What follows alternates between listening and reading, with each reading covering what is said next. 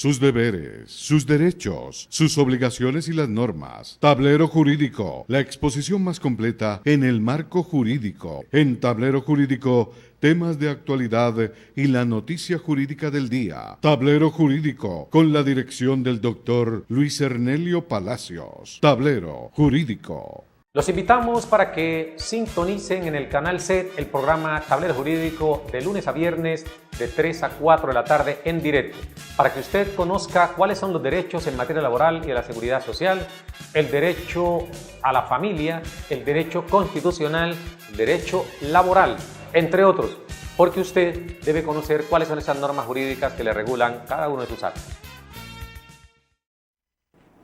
Amables televidentes, tengan ustedes muy pero buenas tardes. A partir de este momento y hasta las 4 estaremos acompañándole en este su programa Tablero Jurídico, el espacio pedagógico que le orienta en torno a lo que son sus derechos en materia laboral y de la seguridad social, el derecho civil, el comercial, el derecho constitucional, el de familia y por supuesto el derecho a la salud. Usted marca el 315-1290, 315-1290 o el 312-0003, 312-0003, nuestras líneas de participación que a partir de este instante se habilitan para que usted nos llame. Cuéntenos cuál es su caso y nosotros en directo le vamos a dar respuesta, porque esa pregunta que usted nos formula nos permite hacer trabajo pedagógico, enseñarle a la gente cómo reclamar sus derechos. Saludos a esta hora de la tarde al amigo Leonardo Quintero de Cali Directo, el programa que nos precede aquí de lunes a viernes. Lo mismo que para el amigo Einson Yantén, un entusiasmado hincha del América, equipo que está, por supuesto, en pie de lucha para meterse en los cuadrangulares finales, bueno, en el octogonal, porque no hay cuadrangular en esta oportunidad. Igualmente para la gente de Alincol, Asistencia Legal Integral de Colombia, porque allí le proveen los mejores abogados expertos en cada una de las áreas del derecho. Vamos entonces a comenzar hablando un poco acerca de lo que ha sido la violencia en esta ciudad en los últimos 2-3 días, que se ha incrementado de manera considerable. Al amigo Einson Yantén para que por favor nos cierre el micrófono y nos permita mejorar la calidad de la comunicación. Hablamos entonces de que lamentablemente en los últimos días se ha incrementado la violencia en la ciudad, a pesar de que las autoridades quieran desconocer, quieran maquillar las cifras, el índice de homicidios se ha disparado. Y eso hay que trabajarlo a fondo, porque no es posible que esta ciudad siga siendo una, o por qué no, la que más muertos pone en Colombia. Eso hay que revisarlo, porque la ciudad capital, con cerca del 25% de los habitantes del territorio nacional, está poniendo mucho más, mejor dicho, menos muertos, diríamos nosotros, que Cali. Cali aún se mantiene en esos primeros lugares como la ciudad más violenta de Colombia y una de las más violentas del mundo.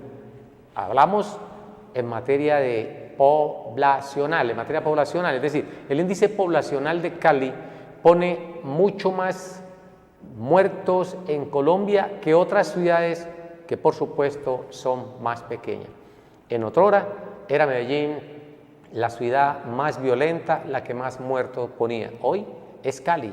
Por eso no es raro que antier, es decir, entre lunes y martes, se hayan producido más de 12 homicidios en esos 2 días únicamente. Esto tiene que cambiar, tienen que las autoridades meterse más a fondo en ese tema, porque es un tema que no da abasto, no da soluciones. Se mantiene allí con esos índices estadísticos muy altos con respecto a otras ciudades. Estamos en campaña presidencial y estos candidatos se la pasan mucho, digamos, el uno controvertiendo al otro, pero no presentan propuestas serias.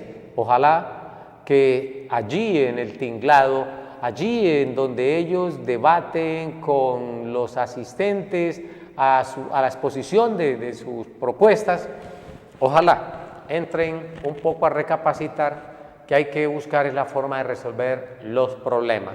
Esto por un lado, porque es que uno de los principales problemas siempre se dijo que era el de los grupos subversivos, especialmente los guerrilleros. Pues bien, así sea, digamos, maltrecha, se firmó ese acuerdo de paz hace ligeramente 2 años largos. Y ese acuerdo de paz se dijo que con eso ya se resolvían todos los problemas, pero no, eso no es cierto. Los problemas siguen allí latentes y eso es lo que hay que conjurar, porque mientras sigan presentándose hechos de corrupción, mientras sigan presentándose esos hechos delincuenciales, va a seguir dándose la violencia y esa violencia es la que tiene que acabarse. Por eso no es extraño, veíamos ayer en los medios de comunicación cómo las altas esferas del ejército, los generales del ejército, de 2 soles, de 3 soles, esos generales metidos en grandes problemas de corrupción, más de 20.000 millones de pesos desaparecidos, supuestamente en programa de protección a los que cantan o delatan. Allí hay un problema, una institución que por supuesto no son todos, son muy pero muy pocos, pero dejan muy mal parado a la mayoría. Así sea uno solo de esos altos militares, pero dejan mal parado a la mayoría, que son personas de bien, que no están buscando lo que ese general estaba o encontró, diríamos así, porque al final hizo el contrato y obtuvo unas ganancias a través de la corrupción. Ese mundo de la corrupción sí que es terrible para muchas personas. Vamos a ir con televidente en línea, regresamos en unos segundos. Buenas tardes. Buenas tardes. ¿Cómo me le va, señora? ¿Bien usted? ¿Cuál es su nombre? Amalia Mena Vallecilla. Doña Amanda Mena. Amalia. Doña Amalia, ¿usted cómo está? Bien, gracias a Dios. ¿Y su inquietud cuál es? Mi inquietud es, doctor, que yo ya había llamado, lo había llamado a usted para informarle sobre la calificación. Lo que pasa es que a mí me llegó una calificación 18.85. Yo llevo enfermedad 3 años. Y a mí me pensionaron y la empresa ya me liquidó. ¿Ya? Entonces a mí me llegó la liquidación, la empresa hoy de 18.85, la calificación. Sí, señora. Entonces allí dice un total de 4 millones. Entonces yo digo, ¿esto es lo de la calificación o enfermedad laboral? Vamos por parte de doña Amalia Mena. Doña Amalia me dice que ya la calificaron con el 18.85% de pérdida de capacidad laboral, ¿cierto? Sí, señor. ¿El origen de esa patología quién lo hizo? Me lo hizo Colmena. Colmena, correcto. O sea que es de origen laboral. Sí, señor. Perfecto. Entonces, ¿a usted la indemnizaron con cuánto dinero? Pues allí dice 4 millones, en un total dicen 4 millones. Y aquí aparte dice que es una indemnización. Una indemnización. Sí, señor. Pero bueno, habría que mirar si esos 4 millones a qué obedece, porque usted no puede recibir esos 4 millones de pesos y una indemnización, salvo pues que usted ya haya perdido capacidad laboral más de un 50%. En ese caso no le estarían dando, digamos, la indemnización por tener 18.55. Aló. Bueno, se nos ha caído la comunicación. Esperemos que doña Amalia Mena vuelva a comunicarse con nosotros. Sin embargo, vamos a aprovechar para ir ampliando un poquito la pregunta que ella nos formula. Nos dice que la han calificado con 18.85 de pérdida de capacidad laboral, origen laboral, perfectamente, origen laboral. Recuerden ustedes que cuando a una persona lo califican, esa persona, si pierde capacidad entre el 5 y el 49 o el 50, diríamos nosotros, obtiene derecho a una indemnización si el origen es laboral. Repito, si pierde entre el 5 y el 49 o el 50, allí tiene lugar a una indemnización. Pero si pierde entre el 5 y un 50%, ya ese 50% lo declara o permite declararlo inválido y en consecuencia tiene derecho a reclamar la pensión por invalidez.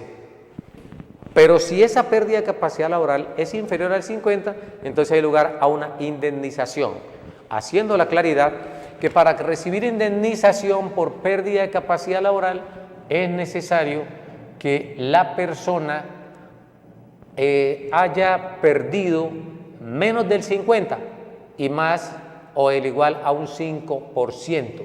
De lo contrario, no tiene derecho a indemnización y debe ser necesariamente, debe tener un origen laboral. Si es de origen común, no hay lugar a indemnización. Por eso, el grueso de las personas que aquí llaman están preocupados porque adquieren algún tipo de patología allí donde estaban laborando o con ocasión de ese trabajo y finalmente terminan calificándolos como de origen común. Allí hay que revisar, hay que hacer una observación en ese aspecto.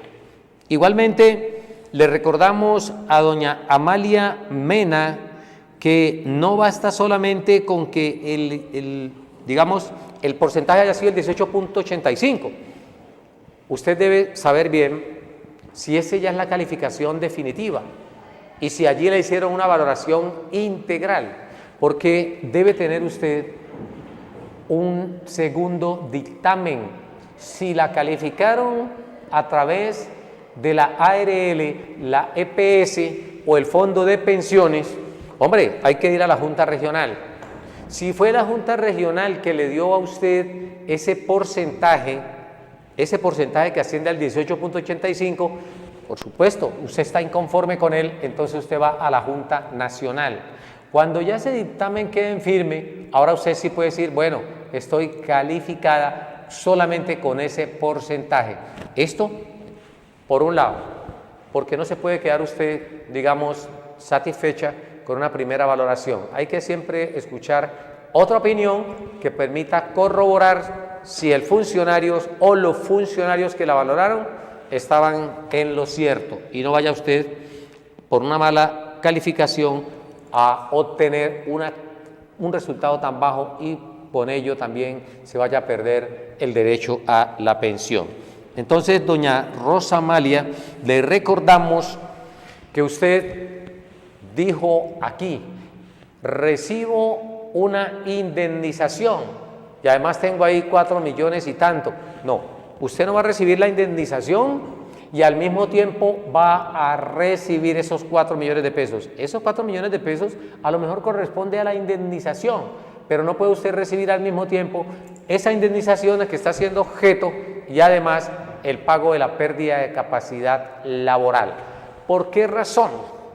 Porque si el origen es común, allí no hay nada que hacer. No obstante, es posible que si una persona tiene la pérdida de capacidad laboral en un 50%, no tiene lugar a pensión, hay lugar a que le reconozcan, por supuesto, la indemnización por pérdida de capacidad laboral, pero siempre y cuando ésta haya sido producto de un accidente de trabajo o de una enfermedad laboral. Con ese 18.85 no hay lugar a pensión, no hay ni siquiera la más leve opción de tener pensión, pero ese 18.85 le da otro elemento y es estabilidad laboral en el trabajo. Vamos a tomarnos un café para poder hacerle frente a ustedes acá, porque son muchas las preguntas que tenemos y regresamos en breves segundos con más Tablero Jurídico. Recuerden, 315-1290, 315-1290 o el 312-0003, 312-0003, nuestras líneas de participación. Volvemos en pocos segundos a estar aquí con ustedes. Sus deberes, sus derechos, sus obligaciones y las normas. Tablero Jurídico, la exposición más completa en el marco jurídico. En Tablero Jurídico, temas de actualidad y la noticia jurídica del día. Tablero Jurídico, con la dirección del doctor Luis Ernelio Palacios. Tablero Jurídico. Los invitamos para que sintonicen en el canal SET el programa Tablero Jurídico de lunes a viernes de 3 a 4 de la tarde en directo, para que usted conozca cuáles son los derechos en materia laboral y de la seguridad social, el derecho a la familia, el derecho constitucional, el derecho laboral, entre otros, porque usted debe conocer cuáles son esas normas jurídicas que le regulan cada uno de sus actos.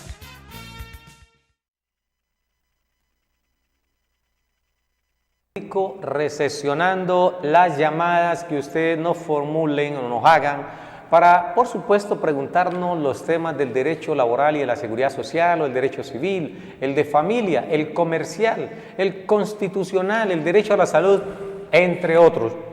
Nos satisface plenamente poder orientarles a ustedes e indicarles cuál es el derecho que les asiste en cada uno de sus casos. Vamos con televidente en línea. Buenas tardes. Buenas tardes, doctor. Qué pena que me cortó la comunicación. Amalia Mena Ballesteros. Cuéntenos, doña Amalia Mena Ballesteros. Lo que pasa es que a mí la regional me calificó con una enfermedad laboral. Sí, señora. Ahora este es el porcentaje de Colmena, al 18%, punto 3. Entonces necesito que usted me oriente si esta es la primera calificación de porcentaje o tengo que esperar otra calificación. Vamos por parte de doña Amanda. ¿Cómo así? ¿A usted ya lo había calificado la Junta Regional? De enfermedad laboral. ¿Cuánto le dio? No me dieron el porcentaje, solamente que era una enfermedad laboral. De ahí Perfecto. me calificó la Colmena. Correcto. 18.85. ¿Y usted ese 18.85 le dijeron que era origen común o laboral? No, aquí dice laboral. Correcto. Ya sabemos entonces que es de origen laboral, eso es muy importante hacer esa claridad. Sí, señor. Luego, ¿cuándo se notificó usted ante Colmena de ese dictamen de pérdida de capacidad laboral? El 10 de abril del 2018. El 10 de abril.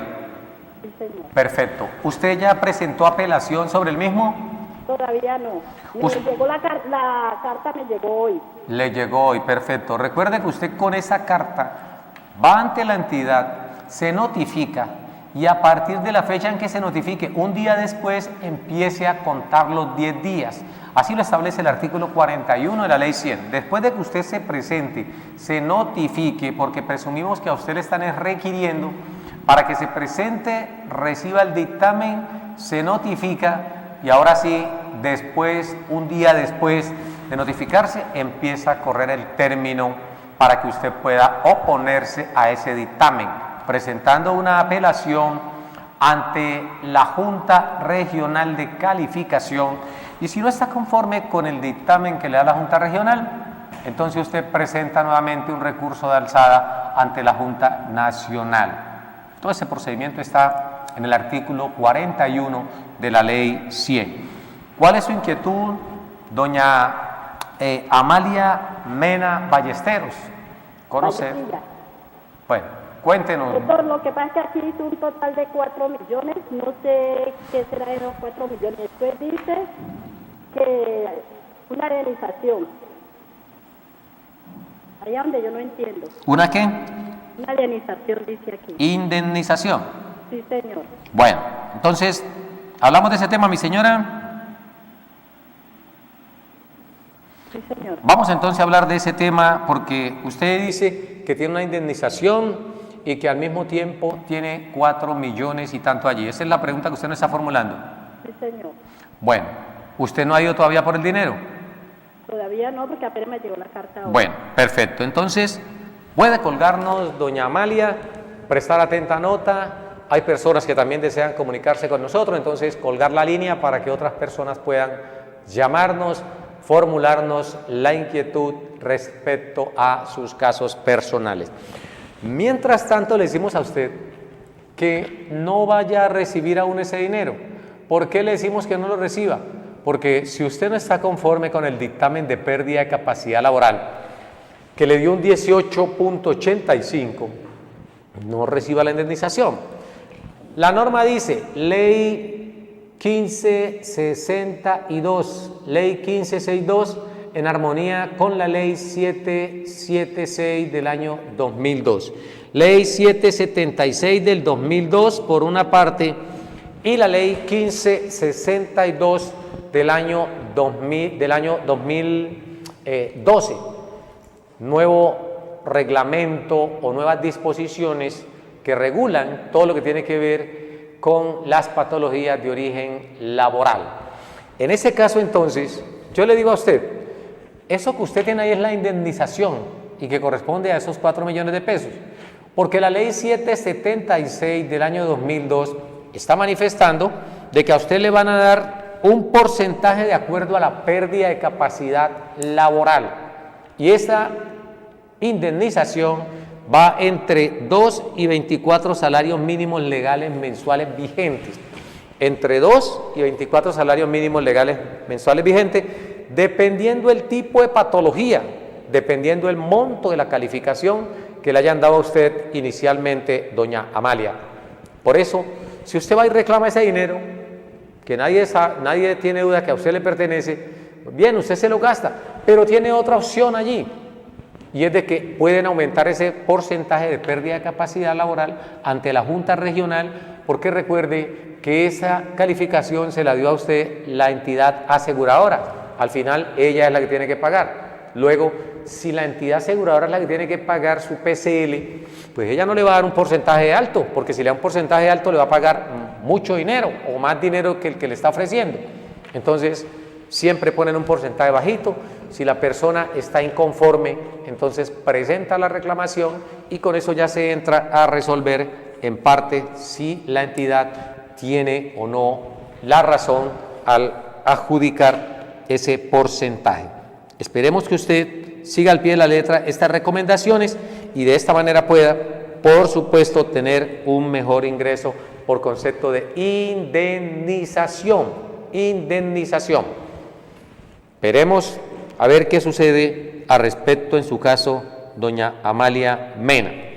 Vamos a continuar entonces con el espacio Tablero Jurídico, hablar con el tema con que hemos iniciado y es alusivo a lo que son estas campañas presidenciales.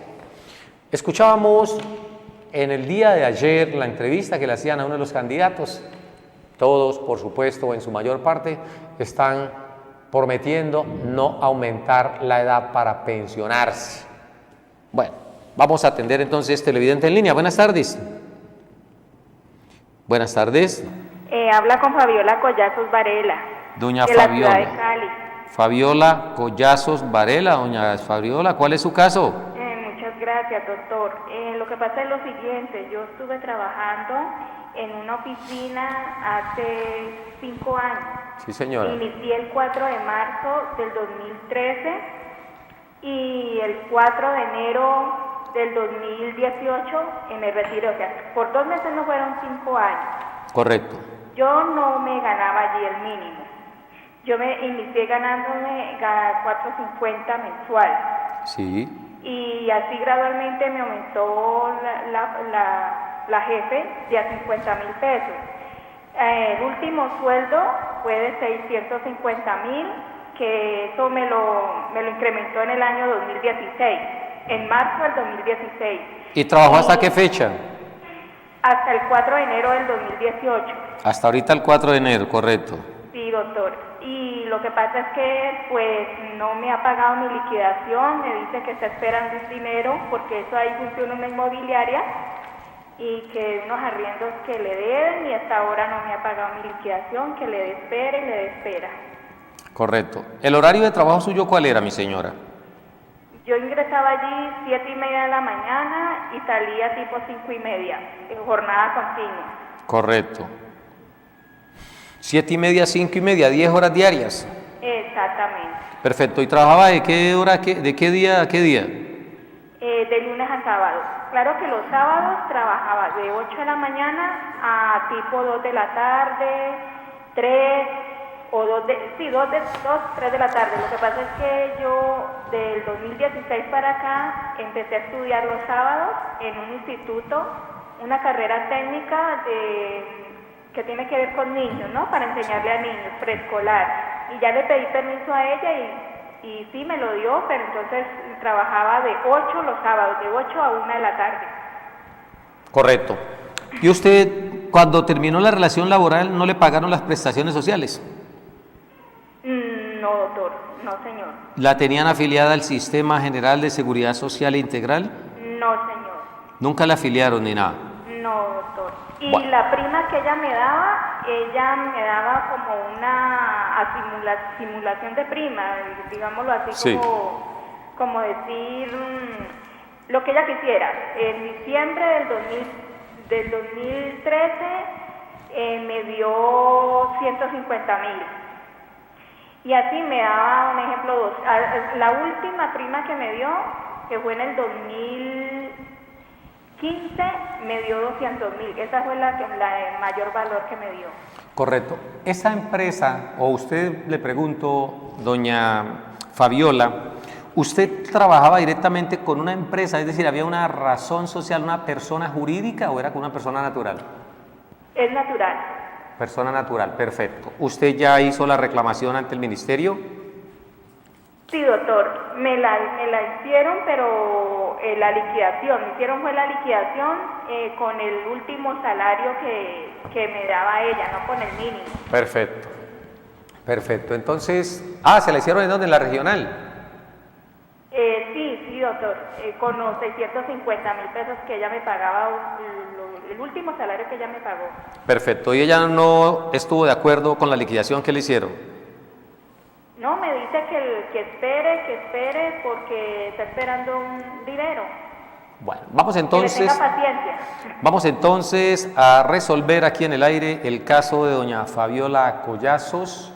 Doña Gracias. Fabiola Collazos, su contrato usted lo firmó, digamos, con ello a término fijo o a término indefinido. Un contrato verbal. Contrato verbal. ¿Y usted renunció o ella la despidió?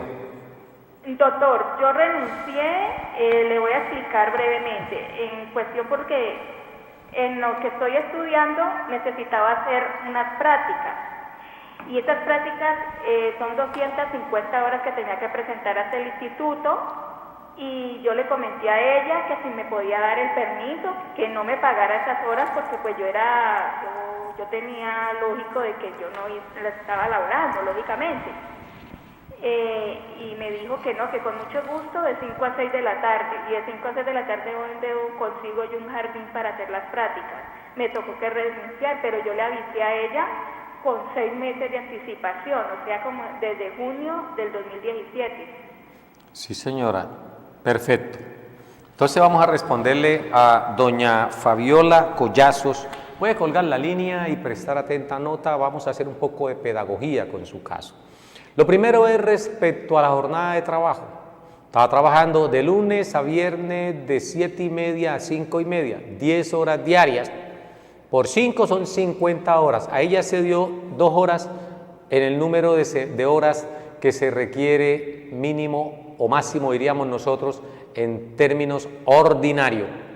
Porque la semana son 48 horas de trabajo según el Código Sustantivo Laboral. Y está trabajando 6 horas más el día sábado, es decir que en total estaba trabajando usted 56 horas, 8 horas más de las que normalmente establece la ley. Primer error, y que deben ellos o ella entrar a responderle. Segundo, ellos no pueden pagarle a usted por debajo del salario mínimo. Así sea que usted pacte con ellos, le firme por escrito, le autentique en notaría, ponga su huella. Ninguna persona que trabaje la jornada ordinaria de 8 horas al día, 48 horas a la semana, puede recibir menos de 781.737 pesos para este año. No, 781.242 pesos, que es lo que está el salario mínimo para el año 2018. Eso para hacerle la claridad. Si ella le estaba pagando a usted 650.000 pesos, con eso terminó, ella debe reajustarle a usted el mínimo desde que usted se vinculó hasta la fecha en que trabajó el último día. Eso por un lado.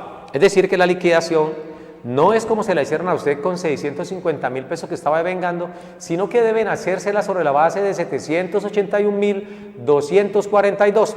A eso hay que sumarle los que tienen que ver con el auxilio de transporte, 88.211 pesos, 88.211 pesos que corresponden al auxilio de transporte. La base para liquidar es sumar salario más auxilio de transporte, lo multiplicamos por los días trabajados y lo dividimos en 360. Así obtenemos el resultado a cuánto equivale la cesantía. Oído, salario más auxilio de transporte multiplicado por los días trabajados y lo dividimos sobre 360. ¿Qué hacemos aquí al respecto? Como la ley 50 del 90 incorporó una nueva modalidad para liquidar cesantías, es decir, la liquidación anual y definitiva con destino a los fondos de pensiones, usted debe hacer la liquidación desde el primer año que inició, proporcionalmente el tiempo que trabajó por ese año, y los años subsiguientes usted hace la liquidación desde el 1 de enero hasta el 31 de cada mes. Ese número de días sigue haciendo la fórmula con base en el salario mínimo de la época, según el año en que usted haya trabajado. Para sacar el auxilio de cesantías, toma el resultado que le dio la cesantía, es decir, para sacar el interés a la cesantía, toma el resultado que le dio las cesantías, lo va a multiplicar por los días trabajados y lo multiplica a su vez por 12 y lo divide sobre 360 y así obtiene el resultado. La prima se utiliza exactamente la misma fórmula y las vacaciones, la misma fórmula sin auxilio de transporte y dividido no sobre 360 sino sobre 720 y con eso va a obtener usted el resultado de la liquidación. No obstante, doña Fabiola Collazos, yo le recomiendo que se acerque donde su abogado de confianza. Recuerde que en ese teléfono que está en pantalla, allí le vamos a proveer los mejores abogados expertos en cada área. Cita previa, le atendemos en la oficina y le hacemos la liquidación correspondiente al tiempo que usted trabajó. Usted tiene derecho a que le paguen, repito, conforme al salario mínimo de la época. Esos 4 años, 10 meses que usted trabajó, hay que pagarlos así. Y usted no necesita, por supuesto, ir a la regional. Si ya fue, hay un error porque el inspector debe, por supuesto, actuar en derecho. El Código Sustantivo del Trabajo dice que la finalidad es que ayudar o proteger al más débil, porque siempre se presentan conflictos entre empleador y trabajador, y las que lleva o el que tiene siempre la de ganar es el empleador. Por eso, el inspector del trabajo no le va a quitar nada al empleador, pero va a ser justo indicándole al trabajador cuáles son los derechos que le asisten para que pueda reclamarlos conforme lo establece la misma norma. Igualmente, doña Fabiola Collazos, esos empleador o esa empleadora debió afiliarla usted al Sistema General de Seguridad Social Integral, es decir, debió garantizarle una EPS, debió garantizarle una ARL, debió garantizarle una caja de compensación familiar y por supuesto una administradora de fondos de pensiones. Con esto es para garantizarle todo lo que tiene que ver con los riesgos, porque la teoría de los riesgos dice que el hombre desde la concesión y hasta antes de morir debe tener una protección, y esa protección la brinda el Sistema General de Seguridad Social Integral, que está representado por las instituciones que acabo de citarles: Caja de Compensación Familiar, Administradora de Fondos de Pensiones, empresas promotoras de salud y por supuesto están allí las administradoras de fondos de pensiones. Esas 4 instituciones, como ella no le afilió, por fortuna, si usted no tuvo una calamidad doméstica de origen común u origen laboral que haya tenido que incurrir, eso queda allí, perdido, pero merece una sanción de parte del inspector del trabajo. Pero lo que tiene que ver con afiliación al fondo de pensiones, ella debe acercarse a un fondo de pensiones con usted, escoger el que usted considere pertinente y hacer un cálculo actuarial sobre esos 4 años y 10 meses que usted trabajó sin que la afiliaran, porque la pensión es a futuro. Cuando usted ya cumpla la edad, la de vejez, o la de invalidez, o la de sobrevivencia, si usted llega a fallecer. De modo que esas semanas que no le aportaron, pueden hacerlo ahorita mas no sucede lo mismo con respecto a la afiliación a salud, a la caja de compensación familiar, entre otras. Eso hay que hacerlo de esa forma. Le recordamos igualmente, doña Fabiola Collazos, que la empleadora, su patrona, necesariamente tenía que pagarle a usted de manera oportuna a partir del 4 de enero, en la fecha de enero que usted terminó. Porque el artículo 65 del Código Sustantivo Laboral establece que si a la terminación de la relación laboral el empleador no paga a ese trabajador los derechos laborales que se derivaron de ese contrato, incurre en una sanción de 1 día de salario por cada día de retardo. Es decir, que a estas calendas del año contamos el tiempo transcurrido desde el enero 3, 4, 5, el día que usted trabajó, hasta acá, y todos esos días debe pagarlo como si usted estuviese trabajando. Allí le hago esa precisión, hay que pagarlos como si usted estuviese trabajando. Pero hay más, porque la indemnización no termina allí. ¿Dónde termina la indemnización? Hay que mirar 2 razones. Si usted se remite al artículo 64, el artículo 64 le dice que usted puede renunciar o configurar lo que conocemos como autodespido o despido indirecto. Autodespido o despido indirecto es cuando el trabajador presenta renuncia al trabajo argumentando que a raíz del incumplimiento del empleador, ojo, a raíz del incumplimiento del empleador de sus obligaciones legales como patrono, el trabajador puede renunciar y reclamar una indemnización por autodespido o despido indirecto. Esa indemnización comprende lo establecido en el artículo 64 Código Sustantivo Laboral, que no es más que reconocerle 30 días de indemnización por el primer año, si el contrato es a término indefinido, como usted me lo acaba de indicar. 30 días de indemnización por el primer año y 20 días de indemnización por cada año subsiguiente, de tal suerte que usted tiene 30 días más 60 de los 3 años siguientes, estamos hablando que ahí lleva usted ya 90 días, más por esos 10 meses que a usted le den en promedio alrededor de 16 días, más o menos 16 días, 17 días, usted está hablando de 107 días. Tomamos el salario que usted devengó o debió devengar, que era el mínimo, lo dividimos y multiplicamos el valor de ese día de trabajo por el número de días correspondiente a la indemnización por despido indirecto o autodespido. Y eso se lo presentamos al empleador y hay que reclamarle. Yo le diría, en mi caso, doña Fabiola Collazos, hay que presentar la demanda. Eso es de resorte del juez laboral. No hay que ir por allí perdiendo el tiempo, esperando a ver si es que va a pagar o no va a pagar. Si ya fueron a la regional, le hicieron una liquidación, incluso mal hecha esa liquidación, y no ha pagado, usted no va a tener buena suerte con ella, porque lo más seguro es que ya entre a ficticiarse, como sucede con muchas personas que adeudan y hacen cualquier tipo de maniobra para evadir la responsabilidad. Porque en Colombia, dice la Constitución política, las deudas civiles no dan cárcel, no intimidan.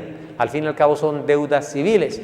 Hay mucho multimillonario en Colombia tratando de reclamar deudas civiles, pero como el que debe el dinero o la obligación no tiene ni un peso, de nada sirve eso. Usted debe tomar la iniciativa, demandar, y en ese proceso laboral, si resulta usted triunfadora como ha de serlo por lo que me está manifestando, por supuesto hay que iniciar un proceso ejecutivo laboral para que se embarguen los bienes susceptibles de embargo que sean de propiedad de la demandada. Esto hay que hacerlo, doña Fabiola, y de manera diligente, porque de lo contrario, cuando usted vaya a reclamar, ya su empleadora no tiene nada con qué responder a nombre de ella.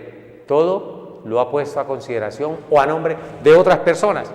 Lamentablemente en Colombia eso sucede y con frecuencia, y no debe ser así. Debe siempre buscarse el legal si yo debo, no importa que deba millones, así tenga para pagar un peso, le ofrezco un peso a esa persona que le debo millones. Recíbamelos, tengo toda la intención de pagar. No tengo cómo, pero tengo la intención. De a un peso, a 5 pesos, pero pague. Con eso estaríamos nosotros reduciendo gran parte del fenómeno de la violencia que azota a muchas sociedades, porque las personas en Colombia adquieren los compromisos y después se sustraen a ellos. Y ese es un típico caso como el que usted nos comenta, doña Fabiola Collazos.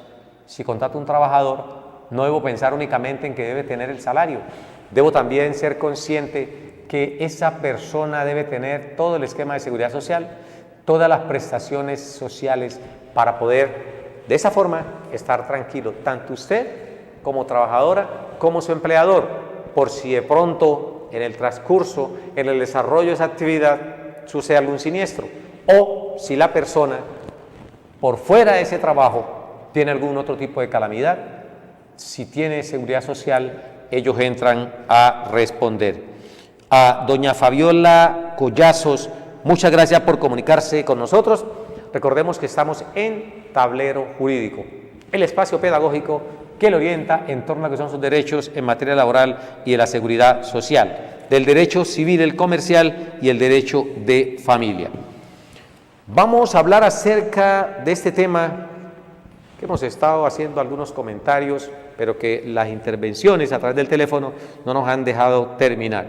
Decíamos hace unos minutos que hay una polémica porque los candidatos presidenciales no se han puesto de acuerdo.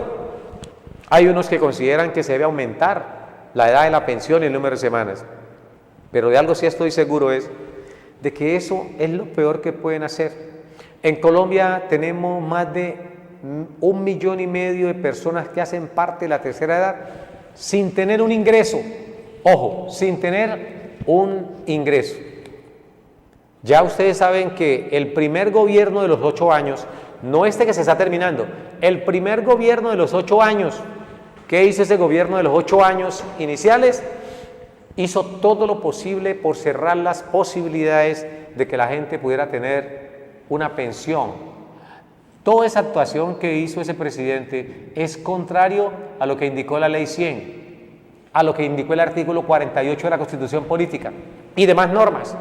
Completamente contrario, porque el espíritu de la Constitución del 91 fue permitir que toda persona, cuando llegara a la tercera edad, tuviera una pensión.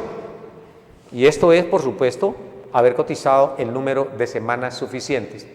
Sin embargo, ese presidente que inició en el 2002 hasta el año 2006 y posteriormente se fue hasta el año 2010, casi acaba literalmente con la seguridad social en Colombia, porque fue un presidente que resultó nefasto a los intereses de todos los potenciales pensionados, porque quiso, en efecto, acabar literalmente con reconocimiento de la pensión.